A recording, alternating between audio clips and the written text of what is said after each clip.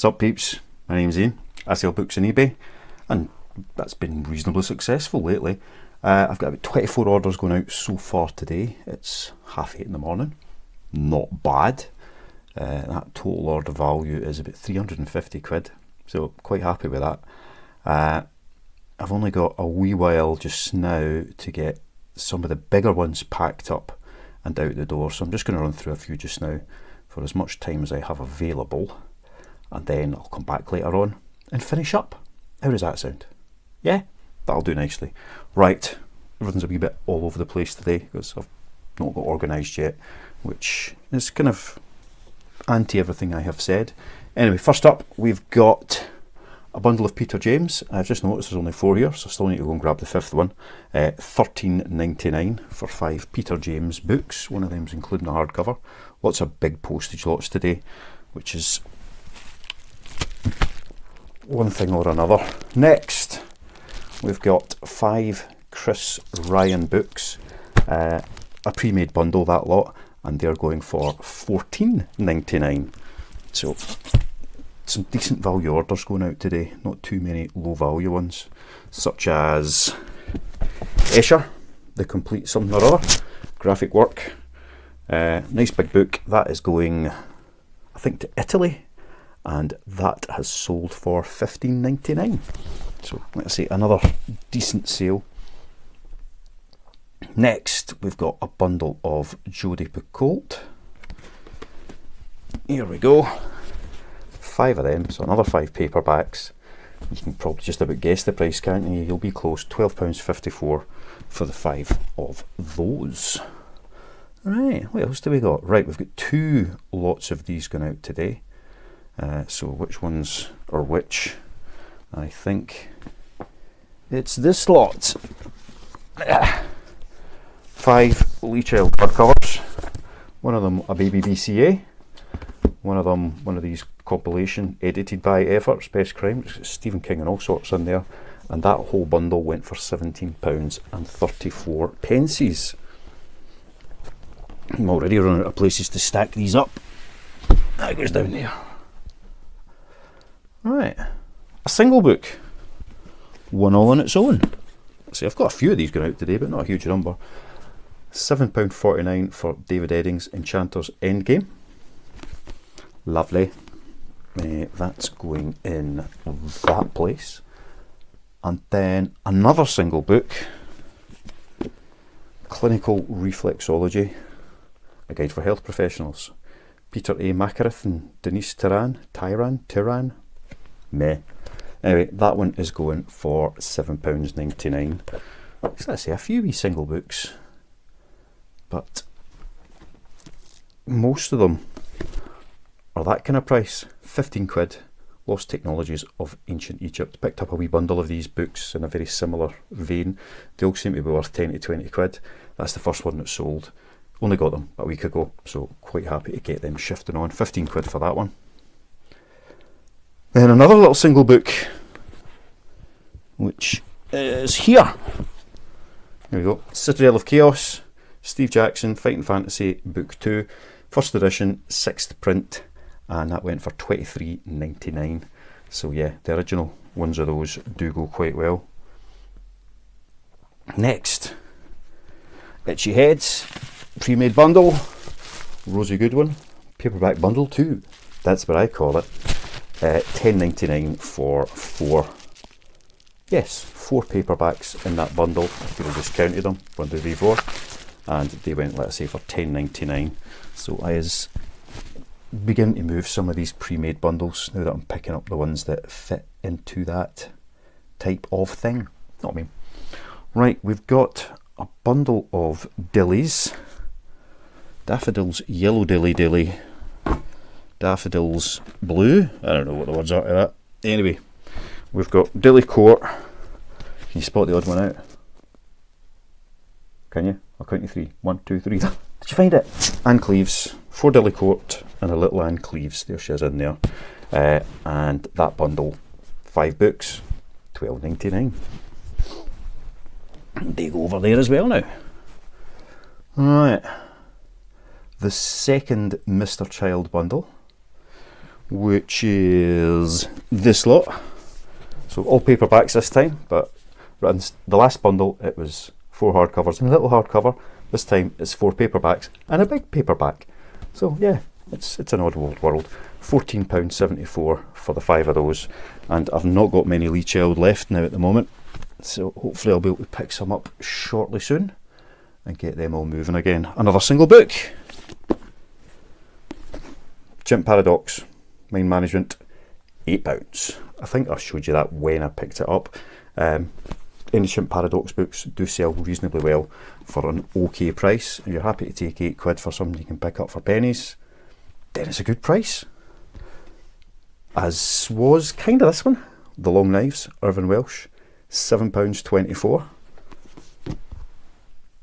And then a wee mini Warhammer novella. So just a little book, really good condition, £15. Keep finding them. And then another one from just the other day. I was going to keep this myself because I do enjoy One Punch Man, which is what this is. Number 1, One Punch Man, Shonen Jump manga. Yeah, I'll maybe find these someday. £6.99, which is coincidentally its cover price, but it's as new condition. So somebody's getting what they want for what they need and how they get it, etc. Lucinda Riley, she's here. I'd meant to go in and take down some of these because I was going to try and make a set of the 7 Sisters, because I think I might have them all. But now I'm missing one, the Storm Sister, because it's sold in this little bundle for £10.89. Into the pile it goes. Oh, we're rattling through these, aren't we? Let's see if we can get them all done just now. Boo! John Grisham. 1, 2, 3, 4, 5 John Grishams. A couple of wee hardcovers in there, and the rest are all paperbacks. How much did they sell for? They sold for £15.49. So, not bad at all. Lisa Jewell. Take lots of bundles going out today. Lisa, lovely Lisa, Lisa Jewell, 5 little paperbacks, £12.99. So that's beginning to sound like something weird, isn't it? 5 little paperbacks. Then I'm only going to pick one of these up.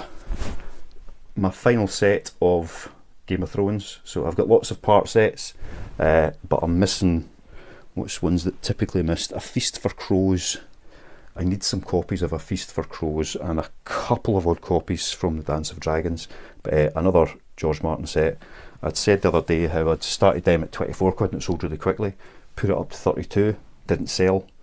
Brought it back down to 28 and 2 have gone in 2 days. So that seems to be a good price if I can pick them up to get them moving.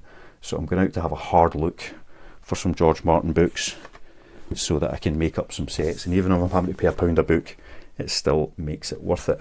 J.D. Kirk, Whisper of Sorrows. Had this for I don't know how long, but it sold for £6.84.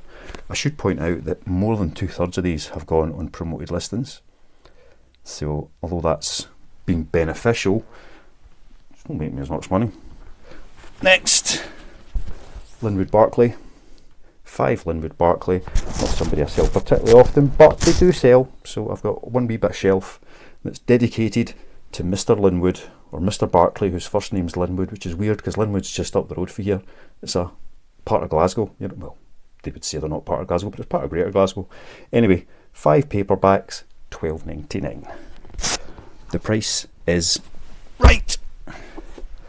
Then we've got 2 more orders. One is a big, I can't even reach them from here because I put stuff in the way. Something I picked up at an auction donkeys ago. A big box of like kind of helical gears.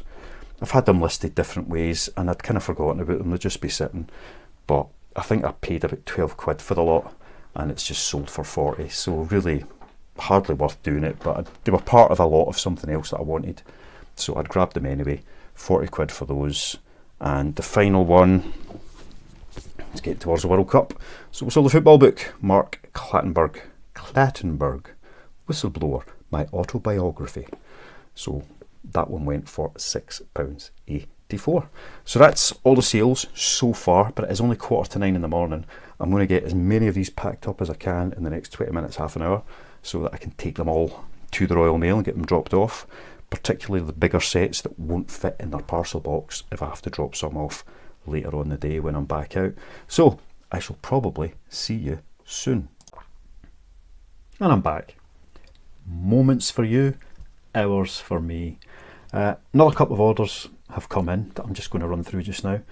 Normally when they're this later, much later in the day, because it's like just going 3 o'clock, I'd save them and go through them in the morning, but I want to go out first thing to drop off some more big bundles, i.e. one of the ones we've just got here, get them into the Royal Mail office where I can hand them over the counter, and I'll show you these just now. But the last few days have continued to be quite good, keeping well above the £100 a day, which is fantastic.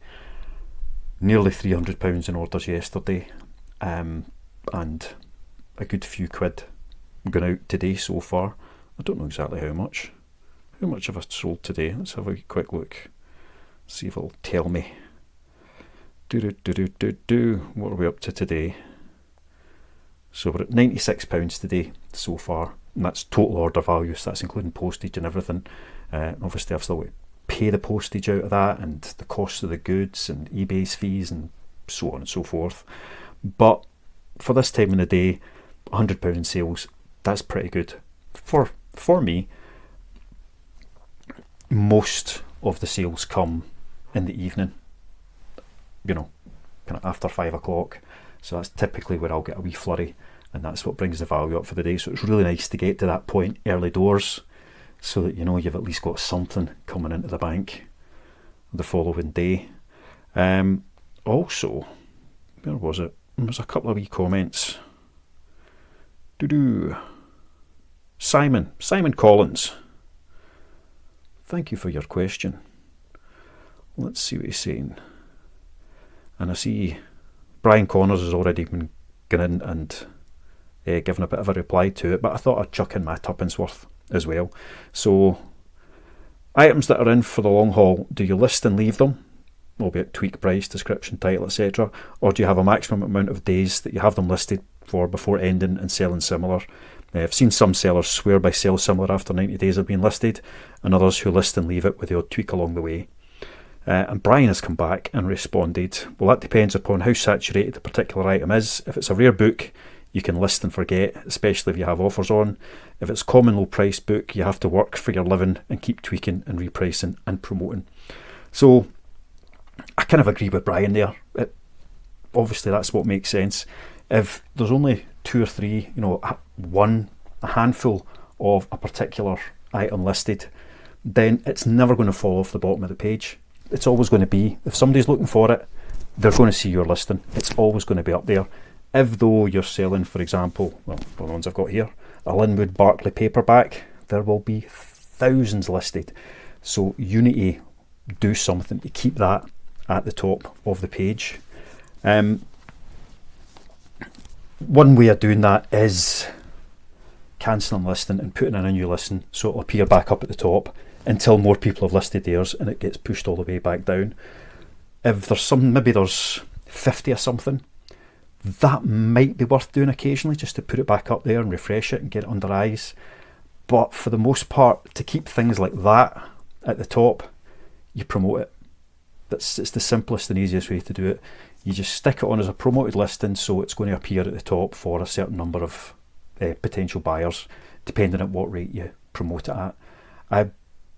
I don't know this for fact, but from what I've seen of my own sales, I have a suspicion, I get the impression that using an increased promoted rate does not necessarily get you more eyes on your listing, but it gets you better eyes. So when I've gone from, say, 10 to 15%, there's been very little difference in the number of impressions, but I get more sales. So promoting at a higher rate means that they're going to put it in front of people who are more likely to buy. I think that seems to be how it works out. There is always a bit of an increase in the number of impressions as well, number of page views, but it seems to get in front of better potential buyers. So people who have bought something like that before, people who regularly purchase from eBay rather than somebody who is just a casual browser or viewer.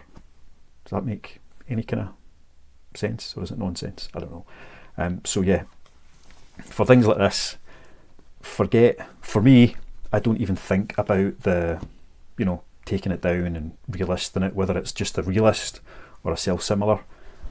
I don't bother with that. I just make sure that things are promoted, and that will keep them at the top of the searches where it's relevant.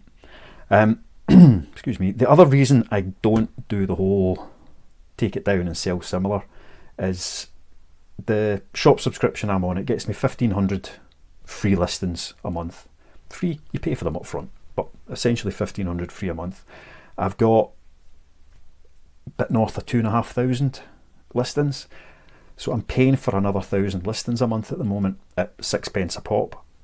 I'll let you do the arithmetic on that, but it's not the cheapest of option. So if I was to be constantly taking stuff down and relisting when it wasn't needed, then that could, increase my listing fees. So if I was to do all of that and it put me up by another, even £12 a month, then I've got to sell another 4, 5, 6, 7 books just to cover that increase in costs. So I've not really seen the point in worth. I know these listings, I'll keep holding this up because it's right in front of me, this listing would renew every month anyway, so it doesn't make a great deal of difference, but it's easier just to leave it and run with the promoted. If I was to go in and look at everything that was due to finish on that day, take it down, sell similar, it's a lot more work, it's a lot more effort. With a lot of the listings I've got, when you take them down and you go to sell similar, it'll reset, your initial quantity and all of these things, and it's just, for me, it's not worth it. I'll go in and, actually something I need to do in the next week or so, tweak descriptions and the odd titles for things that have been sitting for a long time. If something has been sitting for a considerable period, and I'm talking about a year, then I will consider just bumping it, taking it off, maybe save it up and put it in a big mixed bundle, redonate it to the shops or whatever. But books, they can sit for a while and then no views, and then it suddenly sells. So it's just how you want to run your business, how much space you've got, all of these things come into it. So yeah, the whole, is there a rule? Do I have a rule about using sell similar or anything? Yes and no. Yes, in that I don't do it, that's my rule. No, as in I don't have a rule, but I don't do it anyway. Does that make sense? If I was selling other stuff, which I have done in the past, then I have used that, taking stuff down. When I've only had a couple of hundred listings, then at some point I would take down 20 or 30 of them and just put them back up again. And to be honest, it usually did get a small handful of those items sold. Would they have sold if I hadn't done that? I don't know. There's never any way of knowing did that make a difference or not. But it refreshes it, it gets it in front of new eyes. Maybe it moves it onto a different server or something. I don't know. But for the books, to be honest, I don't bother. Unless it was something that was quite common and had a good value, then I might think about it. But to be honest, that's those are within the books.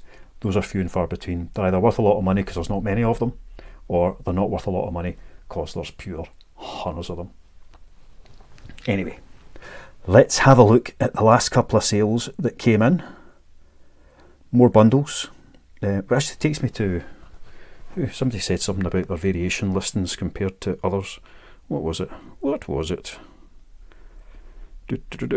Trotter! So found that I've sold more pre-built bundles and more singles than I have from the variation listings. Yeah, I agree. Especially now I've been doing more pre-built bundles, that I've got the kind of books that I want to put together as that. They're doing well. The single books do well, especially if it's good single books. And then the variation listings do okay as well. I am going to go in and have a wee look over the last 30 days where I've had more pre-built bundles to compare it to, and see where the metrics lie for what's the best way of doing it. But just my opinion, what I think is that the best way to do it is to make sure that you've got that choice across the piece, so that you've got stuff where people can go in, and again, I've got Linwood in front of me because it's one of the bundles that's sold. There's quite a lot of books. It's not necessarily a series, but there's a lot of books. So for that type of title, same with, say, Anne Cleeves, I like them in the variation listing because people can then go in and make up their own bundle. So if they want 5 Linwood Barclay books, which is what we've got here, they can choose which ones they want, rather than me trying to kind of second guess and put that bundle together.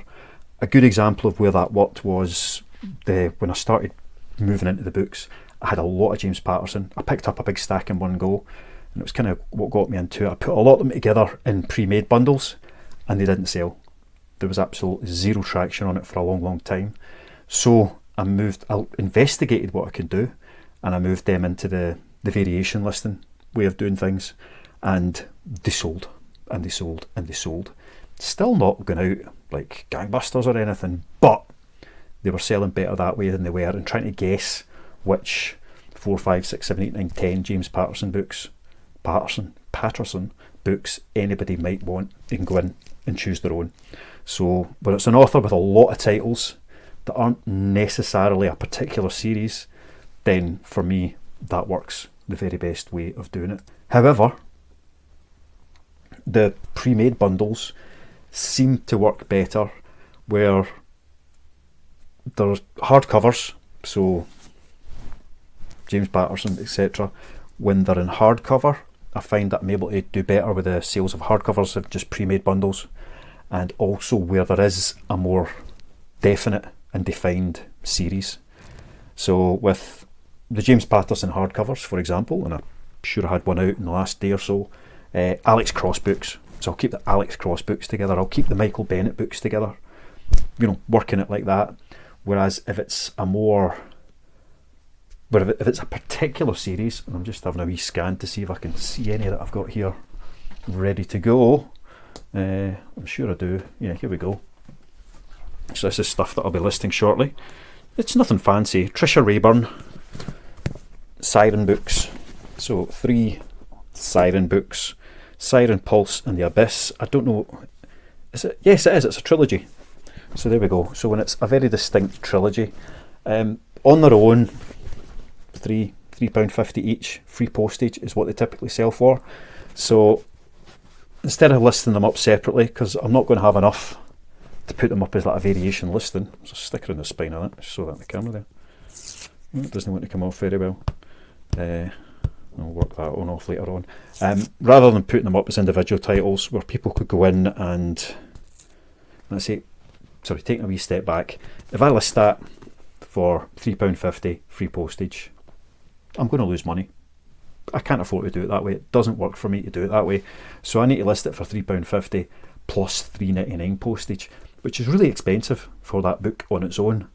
I can put it up with the offer that, well, actually, if you buy both of these, you'll get that one for free. So it's going to cost you about $9.99 for the 3 books to buy them using that offer. But as it's a trilogy, I'll just list the 3 of them together in one go for $9.99, and they'll sell better that way. So when it's a very definite series, that works really, really well. If it's a quite related series, especially with the hardcovers, like I say, that seems to work quite well in the pre-made bundles. Randomly made up bundles, 10 thrillers, doesn't sell well at all unless your prices are crazy low, and that kind of defeats the purpose of trying to make money. So they're the ones that go in the variations. If it's just something that's quite nice as a standalone book and has some sort of perceived value, then I'll list them up singly. And having said that, I do list quite a lot of books like that sell for £3-4 free postage from the big sellers, and I'll put them up for £3-4 plus postage, and they do still sell occasionally. You'll see it from my daily videos that I've got books going out for like £6.84, £6.99 because it's been £3 or £2.85 plus the postage on top of it, and that's what makes it worth my while doing it. If books like that, people don't want to buy them at that price, they don't have to buy them at that price. I'm not twisting anybody's arm, but you do sell some that way, and it still surprises me what does sell that way and how often it sells. The sticker on that spine's really annoying me. Yeah, so that's what we do with our multi-listings, and I am looking forward to. Makes me sound like a bit of a data freak, but I suppose I am. Having a wee look to see exactly where the volume of sales comes from, or not so much the volume, the value of sales, where I'm making the most money. Is it selling single books? Is it selling pre-made bundles? Is it selling from the variation listings? So I'll need to see how I can work those metrics out, and it might be slightly interesting. We'll have to wait and see what comes out of it. But anyway, yeah, so for that type of thing, and if anybody loves these books, I don't even know what they are, they'll be listed soon. Yeah, quite a few bundles like that to get stuck up. Because I've been listing lots of single books over the last few months, so as I get them in, ideally I would sit on them until I had sets, and then either put them up as a variation listing or put them up as a combined set. But it's a case of like, I need to earn a living, so I list everything that comes in, and until very recently things did not sit for long before they got listed. Now I've got my eBay store at a level where I don't really want too much more stock listed. I've got a bit of room for improvement, but I don't want to like just stick on an extra 3,000 items all of a sudden. It's expensive to do it that way, and storage for retrieval, I should say, becomes more cumbersome. So I'm now in a position where I can stack stuff up. I mean, it's just bundled and boxed and bagged in a corner. It takes a lot less space because you don't have to be able to get about it. But I've got, like, you know, the big shoppers, your IKEAs and all these big bags. So that's a bag that's full of women's fiction. That's a bag that's full of kind of young adult fantasy. That's all thrillers. That's hardcover thrillers. I'm storing stuff that way so that I can go into it once my to-be list pile is down, or when it goes down, and I can pull out some more sets from that. So I just stack it up and let it go. That's a good position to be in from that point of view. So now that I'm there, I'm going to be taking more time over finding the right stuff to list in its sets, and in doing that, I am going through the shelves. I don't go through eBay to try and find this, because then it's just scroll through pages and I get dizzy. Yeah. But I can go up and look through the shelves where I've, authors are, everything's stored alphabetically, but more to the point of all the authors beginning with C are together. So there's a few hundred of those, take up a bit of space, but they're all there. So I can go through, and I know off the top of my head, I've got about half a dozen Trudy Canavan books. I don't know anything about them, but they're all by the same author, and they have just added over the months. I've maybe sold one or two as it's gone along, but they've added up, so I know I've got a stack of them there. So when this lot goes down, I'll be going through my fantasy bag, seeing if I've got any more Trudy Canavan in there, and seeing if there's a set I can make up to list as a pre-made set. So take them down from the single listings, put them back up as a pre-made set. And I've got quite a few authors that I have my eye out, and I know I've got chunks of them sat, and they look like almost complete sets. So I'll take those listings down when I need to, and then put them back up as defined sets. So anyway, not really sure where I was going with all of that, but I know it was about, somebody else saying that they get Trotter, it was you, Rodney, getting more sales from their singles and their pre-made bundles than they do their variation listings. Yeah, I've got absolutely no doubt that that's the case, but for me, having that choice seems to work, which is demonstrated by the last two sales of the day. The first of which, from my variation listing, are 5 Ann Cleeves books. So I've had these listed up in sets in the past, and there's a couple of sets that have sold. So the the white, the colour series. So she's got White Knights, Blue Lightning, Red Bones. There's black something as well. What's the black one called? Let's see if I can find it on here. Raven Black, White Knights, Red Bones, Blue Lightning, Deadwater, Thin Air, Cold Earth, Wildfire. So the Shetland series, essentially. Putting those colour ones together in a set can sell. That does okay, but I don't get any more money for them putting them together in a set. And what was the other set there? It went and closed on me. And the Vera books. So what have we got? The Crow Trap, Telling Tales, Hidden Depths, Silent Voices, The Glassroom, Harbour Street, Mothcatcher, The Seagull. Putting them together works okay. And then there's lots of standalones, such as The Sleeping and the Dead. But when they have a related title, such as the colours, I have bundled those together a couple of times, and they've sold quite quickly for the same kind of money as I would get selling them this way. But with these ones, people will typically have picked up a Shetland book or two, and they're looking for more. So if you've made up bundles and every bundle you've got has got one of the ones in it that they've read, they're not going to want it. Some people maybe just buy the lot anyway, but for the most part, this lets them choose their own. So 5 Anne Cleeves books, £12.99. Build your own bundle. Happy days, my lovely pokey pickers. Next is it's 2 bundles. It's one sale, so they're both going to the same person, but it's essentially 2 bundles of 5 on 2 different authors. And first, somebody who I was saying I've never sold many of these, but maybe now I've had a couple of wee sales, the momentum will pick up, and it seems that it has. Linwood Barclay.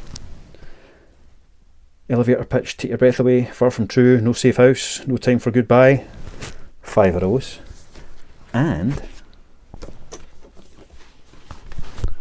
Carlin Hoban, including a hardcover. So 4 Harlan Coben paperbacks and a hardcover. Again, from that build your own book bundle variation listing, and the 10 of those, £23.24. So somebody's getting the books there for £2.32 each, because there's 10 of them obviously, and it was £23.24.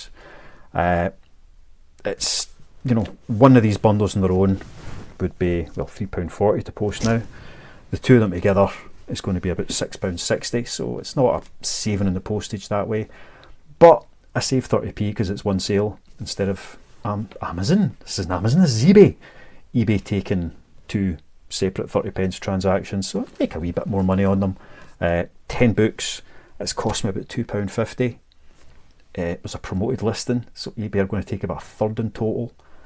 It all works out, but from those 10 books, I'm going to make, what have we got?